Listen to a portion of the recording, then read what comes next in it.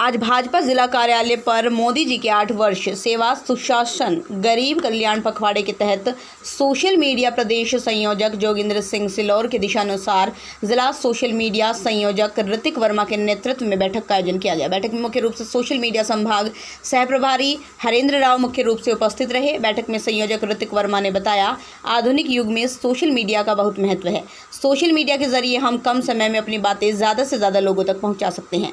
वहीं social media Bharatpur संभाग के सह प्रभारी हरेंद्र राव ने बताया, सोशल मीडिया संगठन की रीढ़ है। सोशल मीडिया के उपयोग सामाजिक जीवन में कैसे प्रयोग में लाया जाता है पर महत्व देते हुए सभी को निम्न ऐप्स के माध्यम से सोशल मीडिया का महत्व समझाया। वहीं जिला सह संयोजक शिवशंकर परिहार ने सोशल मीडिया को लेकर जिले को और मजबूत बनाने पर जोर दिया। बैठक में मंडल अध्यक्ष रामविलास बघेल, सोशल मीडिया सह संयोजक श्रेया राणा, रामलखन, सरपंच नरेश सेन, राधेश्याम शर्मा, अजय शर्मा, मनीष तोमर सहित मंडलों के संयोजक सह संयोजक उपस्थित रहे। आज दिनांक 13 जून को विश्व बाल श्रम निषेध दिवस सप्ताह के उपलक्ष्य में कैलाश सत्यार्थी चिल्ड्रन फाउंडेशन, दिशा फाउंडेशन, बाल कल्याण समिति, रेलवे चाइल्ड लाइन, मानव तस्करी विरोधी इकाई धौलपुर के संयुक्त तत्वाधान में शहर बाल मजदूरी को खत्म करने के लिए शंकर सिंह गुर्जर एसोसिएशन सभागार में किया संगोष्ठी का आयोजन। कार्यक्रम में मुख्य अतिथि गिरीश गुर्जर, बाल कल्याण समिति सदस्य धौलपुर द्वारा शहर में बाल मजदूरी को हटाने के लिए मानव तस्करी विरोधी इकाई दिशा फाउंडेशन द्वारा संचालित child line, Kailash Satyarthi children foundation नई दिल्ली के साझा प्रयास से बाल श्रम से संबंधित कानूनों की जानकारी दी गई। दिशा फाउंडेशन के लीगल एडवोकेट प्रमोद कुमार शर्मा ने संस्था के बारे में कहा, बच्चों से मजदूरी न कराकर उन्हें शिक्षा दिलाना और आगे बढ़ाने के लिए करना है। इस अवसर पर सपोर्ट पर्सन नरेश कुमार शर्मा, मानव तस्करी विरोधी इकाई के भंवर सिंह, जोगेंद्र, जितेंद्र, भिक्कम, राजकुमार आदि मौजूद रहे। बाल श्रम के लिए बनाए गए बाल श्रम निषेध व नियमन कानून 1986 के बारे में भी जानकारी देते हुए उन्होंने बताया, कानून के अंतर्गत 14 वर्ष से कम उम्र के बच्चों के जीवन स्वास्थ्य के अहितकर 13 कार्य को निषिद्ध बनाया गया है। साथ ही पुलिस की तरफ से पूर्ण सहयोग करने का आश्वासन दिया गया। प्रोजेक्ट कोऑर्डिनेटर छगन लाल ने कहा, धौलपुर टीम बाल श्रम की रोकथाम के लिए सबसे अहम भूमिका निभाएंगे।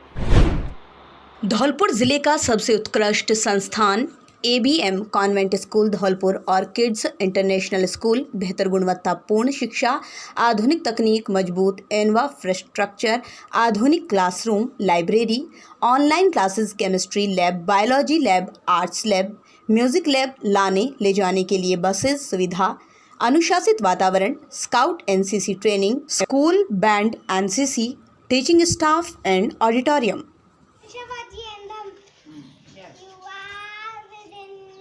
You are within me. You are infinite. You are infinite. You are unique. आज AVM कॉन्वेंट स्कूल एक जाना पहचाना नाम है, जहां गुणवत्तापूर्ण शिक्षा प्रदान करने वाले शिक्षण के नवाचार और रचनात्मक तरीकों का सफलतापूर्वक अभ्यास किया जाता है। हमें अपने बच्चों के सामने एक मिसाल कायम करने की जरूरत है। AVM कॉन्वेंट स्कूल अकादमी में उत्कृष्टता और अपने अनुशासन के लिए भी जाना जाता है। आदर्श शिक्षा समिति शैक्षिक क्रांति के क्षेत्र में आज एक अग्रणी संस्था बन चुका है। तो आइए अपने बच्चे की सुनहरे भविष्य के लिए प्रवेश दिलाएं। धौलपुर शहर की मोहन कॉलोनी के वासी मौजूदा वक्त में पेयजल समस्या से बाहरी धौलपुर शहर की मोहन कॉलोनी के वासी मौजूदा वक्त में पेयजल की समस्या से जूझ रहे हैं। भीषण गर्मी में लोगों को एक एक बूंद पानी के लिए भटकना पड़ रहा है। कॉलोनी वासियों के लिए समस्या जटिल बन गई है। स्थानीय मोहन कॉलोनी के लोगों ने बताया, समस्या पिछले लंबे समय से बनी हुई है। भीषण गर्मी का सीजन चल रहा है, ऐसे में एक एक बूंद पानी के लिए कॉलोनी वासियों को भटकना पड़ रहा है, लेकिन प्रशासन और जलदाय विभाग बेखबर बने हुए हैं। सिस्टम के खिलाफ कॉलोनी वासियों में भारी आक्रोश देखा जा रहा है। कॉलोनी वासियों ने जिला प्रशासन पर घोर उपेक्षा के आरोप लगाए। कॉलोनी सेक्टर नंबर 2 से रहने वाला हूँ। यहाँ करीब 35 साल पुरानी कॉलोनी है और करीब 300 घरों की कॉलोनी है ये।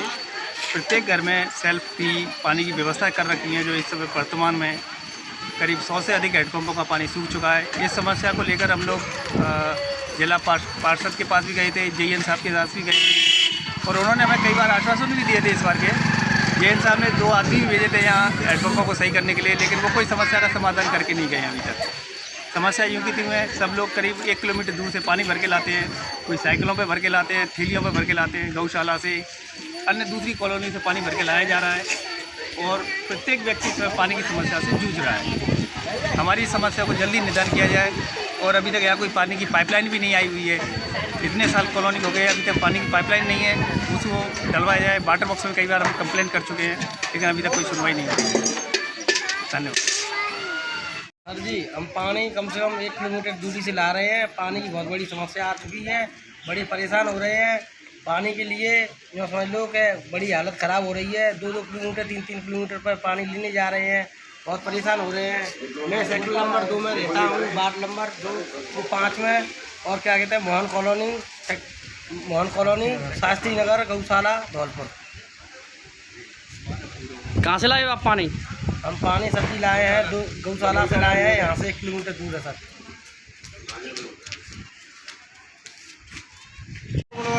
यहाँ पानी की बड़ी किल्लत से समस्या चल रही है। जेईएन साहब के पास गए थे, जेईएन साहब ने अनसुना कर दी, और यहाँ पानी 1 किलोमीटर सेक्टर गौशाला से पानी लाया जा रहा है। कोई साइकिल से, कोई कछुए से पानी भर के ला रहा है। सबसे ज़्यादा पानी की समस्या है नल पर। मेरा नाम सीमा है, मैं सेक्टर नंबर 2 में रहती हूँ, और मेरी गली में पानी नहीं है। सभी लोग परेशान हो रहे हैं। मंदिर के पास है, मौजी बाबा के मंदिर के पास है, जहाँ सब लोग इतने परेशान हैं, पानी नहीं है। सब लोग केंचू और समर सूख गई है। सब लोग बहुत दूर दूर से पानी लेके आ रहे हैं। आप किस प्रकार के पानी हमारी वो करें, या केंचू लगवाएं या समर लगवाएं, कुछ लगवाएं। कलेक्टर साहब से बोला, पानी नहीं आ रहा, फिर भी कोई सुनवाई नहीं है। 250-300 आदमी का घर है हमारी कॉलोनी गली का, लेकिन उसमें कोई किसी भी घर में पानी की व्यवस्था बहुत खराब है। सब पानी लेने के लिए परेशान इतने हैं कि ले बर्तन दूसरी कॉलोनी में जा रहे हैं। ना लाइन भी नहीं है हमारे, नल भी नहीं है, नल है ना खेचू है, नल भी कितनी बार कोशिश करी, लेकिन लाइन नहीं दे रहे। नल सरकारी हेडपंप सभी खराब पड़े हैं, और कोई नहीं सुनवाई करता। नल के लिए आपने कार्रवाई की थी? करवाई थी, लेकिन किसी ने सुनवाई नहीं की। फाइल लगाई? फाइल लगी हुई है, रद्द कर दी, उनको हटा दिया। धौलपुर जिले के सैपऊ कस्बे के बाड़ी रोड पर एक युवक ने गृह क्लेश के चलते फांसी का फंदा लगा लिया, जिसे परिजनों ने गंभीर अवस्था में सैपऊ अस्पताल में भर्ती कराया, जहां उसकी गंभीर हालत को देखते हुए जिला अस्पताल के लिए उसे रेफर कर दिया। जिला अस्पताल में भर्ती 22 वर्षीय पवन पुत्र रमेश बघेल निवासी बाड़ी रोड सैपऊ के परिजनों ने बताया, पवन और उसके पिताजी के बीच किसी बात को लेकर आज सोमवार को कहासुनी हो गई। इसके बाद पवन अपने कमरे में चला गया, फांसी का फंदा लगा लिया। जैसे ही परिजनों को पता चला, उन्होंने पवन को फंदे से उतारकर सैपऊ स्वास्थ्य केंद्र लेकर पहुंचे, जहां उसकी गंभीर हालत को देखते हुए जिला अस्पताल के लिए रेफर कर दिया, जहां उसका उपचार चल रहा है। ये आपस में अपने दोनों बाप लड़ाई झगड़ा। कहाँ से लाई हैं? ये सैपू से मैं 108 में EMT पद पर कार्यरत हूँ। हमारे पास 108 से कॉल आया, तो गाड़ी वहीं पे लोकेशन पे थी।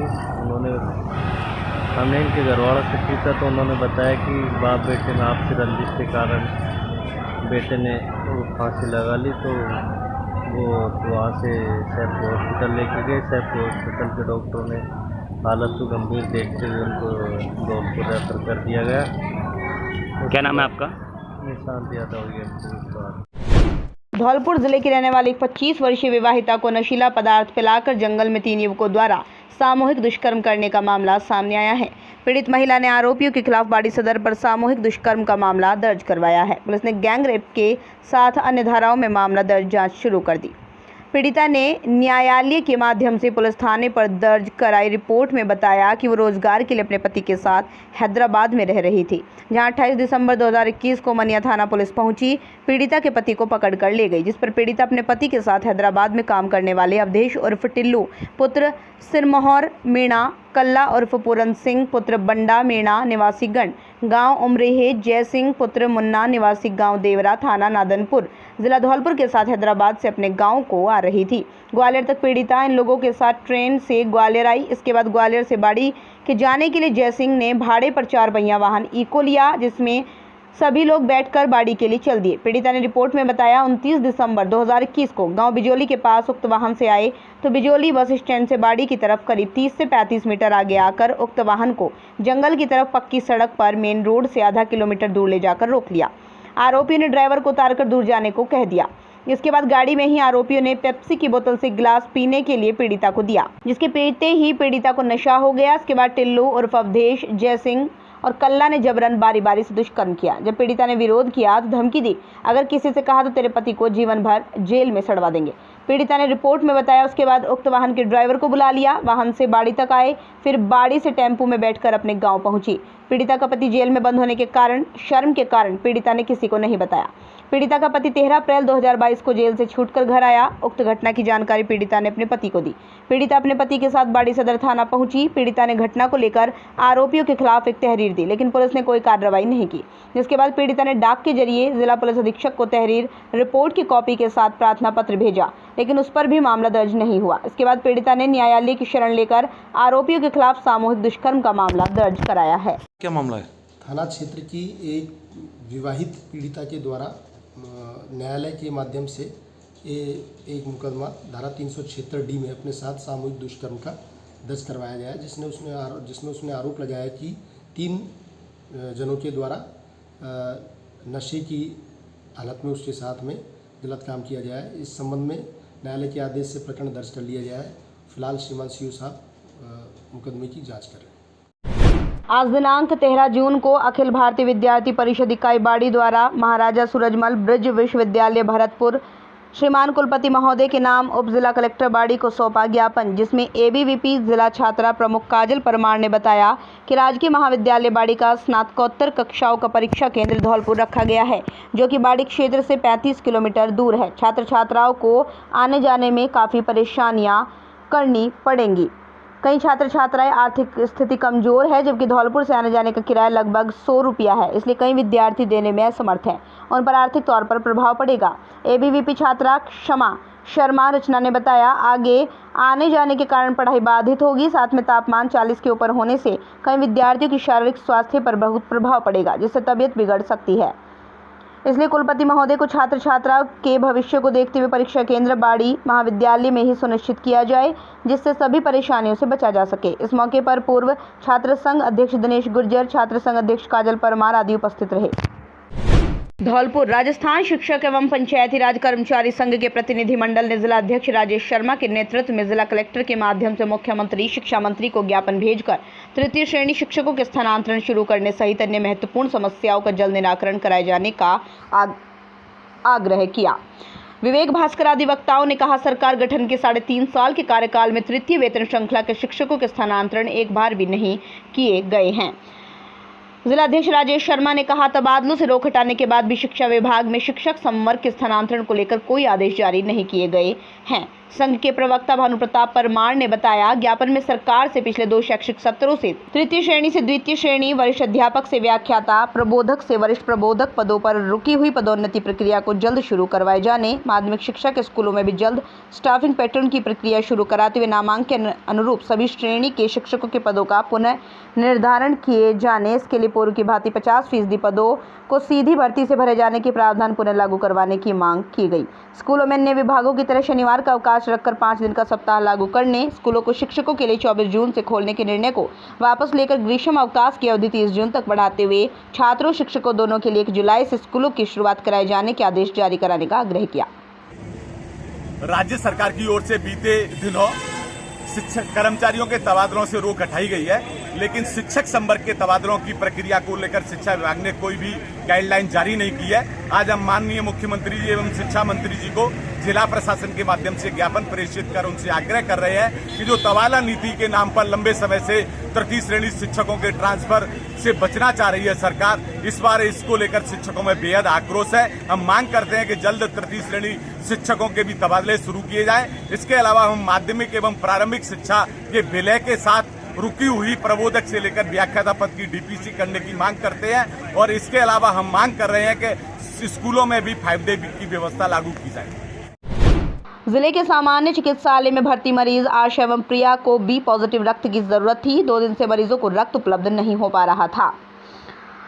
मरीजों को रक्त लेने के लिए आस लगानी पड़ती। उसके मरीज के रक्त समूह का कोई रक्तदाता आकर रक्तदान कर जाए। जिला चिकित्सालय की बदहाल स्थिति पर जिला प्रशासन भी ध्यान नहीं दे रहा। इसी संदर्भ में सोमवार को मरीज आशा और प्रिया दोनों मदद की गुहार लगा रहे थे। ऐसे में स्वयंसेवी संस्था ब्लड 24/7 हेल्प धौलपुर द्वारा मरीज आशा के लिए रामकुंज कॉलोनी निवासी रवि शिवहरे एवं मरीज प्रिया के लिए दारा सिंह नगर निवासी विनीत राजवत ने रक्तदान किया। इस अवसर पर रवि शिवहरे का कहना था, मेरा ये तीसरा रक्तदान है। रक्तदान से से किसी प्रकार की कोई कमजोरी नहीं आती। किसी ज़रूरतमंद की समय पर मदद कर सका, मुझे अच्छा लगा। इस अवसर पर Navneet Srivastava, blood bank staff Pawan Kushwaha मौजूद थे। सरानीखेड़ा के क्षेत्र बसई सामंथा में स्थित श्री हरिदास महाराज के देवस्थान पर चल रही श्रीमद् भागवत कथा के अंतर्गत कथा व्यास आचार्य श्री देवकीनंदन जी महाराज श्री धाम वृंदावन चगोरा वालों ने 8वें दिन भगवान श्री कृष्ण रुक्मणी के विवाह के बारे में सुनाया। इस कथा में श्रद्धालुओं की संख्या 8 से 10 हज़ार के करीबन होगी, जो रोजाना कथा सुनने के लिए आ रही हैं। तृतीय स्थान श्री हरिदास महाराज का है। इसकी भभूति लगाने से सबकी मनोकामना पूर्ण हो जाती है। कैसा भी दर्द हो, दर्द चला जाता है। हरिदास महाराज की महानता जो है वो ज़्यादा महान है। बोलो। जय श्री राधे। मैं आचार्य देवकीनंदन जी महाराज श्री धाम वृंदावन जोते आचार्य देवकीनंदन जी महाराज श्री धाम वृंदावन से चंगोरा वाले आपके शहर धौलपुर क्षेत्र में स्थित सरानीखेड़ा के पास में बसई सामंता में सिद्ध स्थान श्री हरिदास महाराज का सिद्ध स्थान है। यह स्थान इतना पावन है, इतना पवित्र है। यहाँ पर तरह तरह के वृक्ष लगे हुए हैं, पार्क है, सारी व्यवस्था है। 4 बीघे में ये आश्रम है। ये आश्रम की शोभा बहुत बड़ी है और ये 9 दिवसीय श्रीमद् भागवत कथा इस आश्रम पर चल रही है, जिस कथा को आज गंगा को बहते बहते 8वां दिन पूरा हो गया। कल 9वां दिन शुरू है। आज की कथा में भगवान श्री कृष्ण और रुक्मिणी का विवाहोत्सव मनाया गया। श्रद्धालुओं की भीड़, भक्तों की भीड़ बहुत दूर दूर से चल चल करके आ रही है, जिसमें धौलपुर, छावनी, बसई सावंता, चैनपुरा, माफलपुरा समस्त ग्रामवासी इसमें बढ़ चढ़ करके भाग ले रहे हैं। दानदाताओं की कमी नहीं है, रोजाना दान आ रहा है। दान देने वाले बहुत बढ़ चढ़ करके दान दे रहे हैं। एक ने बोल दिया है जितने भी चावल लगेंगे हम देंगे महाराज। दूसरे ने बोल दिया है जितनी भी चीनी लगेगी हम देंगे महाराज। सब बढ़ चढ़ करके भाग ले रहे हैं। ये हरिदास महाराज का सिद्ध स्थान है। एक बार हमको ऐसी अनुभूति हुई कि बाबा के रूप में सिद्धपीठ श्री हरिदास जी महाराज हमारे सपने में आए और उन्होंने कहा, महाराज मेरा जो स्थान है वो 40 वर्षों से यहाँ पर कोई भी आयोजन नहीं हुआ है किसी भी यज्ञ का। क्षेत्रवासियों से पूछा गया तो उन्होंने भी कहा कि बिल्कुल सत्य है महाराज, यहाँ पर कोई आयोजन हुआ नहीं है। समस्त ग्रामवासियों को बुला करके और इस पावन क्षेत्र में सिद्ध स्थान पर श्रीमद् भागवत ज्ञान रूपी गंगा को लाया गया है, जो 9 दिन तक चलेगी, जिसका भंडारा परसों बुधवार को है। आप सभी भक्तगण बढ़ चढ़ करके भाग लें और कोई भी भक्त रह नहीं जाए। बाबा की प्रसादी सबको पानी है, सबको आना है, सबका निमंत्रण है। यह स्थान बहुत सिद्ध है। ये बाबा साक्षात भगवान का रूप है। जय श्री राधे, जय श्री कृष्ण। धौलपुर रजक समाज के एक परिवार की ओर से स्थानीय गंगाबाई की बगीची में पूर्वजों की याद में एक कार्यक्रम का आयोजन किया गया। इस दौरान कांग्रेस नेत्री समाज सेवी प्रेम चाइल्ड हॉस्पिटल की ऑनर शालिनी शर्मा का स्वागत किया गया, तो वहीं जिले के अनेकों गांव कस्बों से पधारे लोगों से शालिनी शर्मा ने अपनी जानकारी साझा की। इसी के साथ रजक समाज की महिलाओं ने शालिनी शर्मा का माला पहनाकर स्वागत किया। इस मौके पर शालिनी शर्मा ने कहा, हमारे बुजुर्ग हमारे सबसे बड़े आदर्श होते हैं। उन्होंने हमारे परिवार के लिए बहुतापूर्ण त्याग किया है। बुजुर्गों को जीवन में कभी नहीं भुलाना है। इस दौरान चरण दिवाकर ने आभार व्यक्त किया। इस मौके पर घनश्याम दिवाकर, नरेश दिवाकर, अमन खान आदि लोग मौजूद रहे। धौलपुर 13 जून AVM धौलपुर के छात्र छात्राओं ने RBSC 10वीं बोर्ड परीक्षा परिणाम 2022 में 96% परिणाम देकर नया कीर्तिमान स्थापित कर फिर लहराया परचम। छात्रा अक्षरा हरदैनिया ने 10वीं बोर्ड परीक्षा में 94% अंक प्राप्त कर विद्यालय में प्रथम स्थान प्राप्त किया। निकिता त्यागी 86.83, आदित्य शर्मा 86.50 एवं प्रिंस 84.17% अंक प्राप्त किए। विद्यालय का परिणाम हर वर्ष की भांति इस वर्ष भी 10वीं बोर्ड परीक्षा 2022 का परीक्षा परिणाम सर्वश्रेष्ठ रहा। छात्रा अक्षरा हरदैनिया, आदित्य शर्मा प्रशासनिक सेवा में जाना चाहते हैं, निकिता त्यागी प्रिंस स्वास्थ्य सेवा में। इस अवसर पर विद्यालय के निदेशक वीरेंद्र कुमार त्यागी ने छात्र छात्राओं अभिभावकों को बधाई देते हुए शुभकामनाएं दी। इस अवसर पर अनिता त्यागी ने सभी छात्रों, अभिभावकों, विद्यालय परिवार को शुभकामनाएं दी। कहा, एवीएम धौलपुर के छात्र जिले के साथ साथ राष्ट्र का भी नाम रोशन करें। आदर्श शिक्षा समिति अध्यक्षा कुसुम त्यागी ने कहा, एवीएम धौलपुर के विद्यार्थी हर वर्ष की भांति प्रगति के पथ पर हैं। होनहारों ने इस वर्ष भी शैक्षणिक क्षेत्र में कीर्तिमान स्थापित किया है। वहीं बच्चों ने अपने गुरुओं व माता पिता को इस कामयाबी का श्रेय दिया है।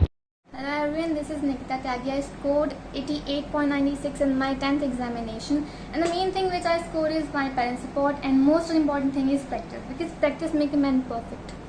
And one more thing which I want to say is my teachers supported me a lot to score such a good marks. Therefore, I really gonna give my credit to all my dear teachers of AVM school. Thank you so much. Very good. My name is Akshay Hadenia and I scored 93.83% in RBSc 10th board, and my school and my parents and teachers support me a lot, and I'll do many practice to score such a good marks, and in future I am wanted to be an IAS officer.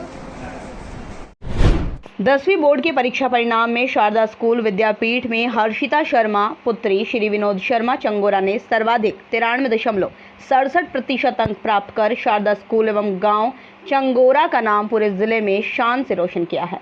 इस अवसर पर छात्रा हर्षिता शर्मा ने कहा, मैं IPS बनना चाहती हूं।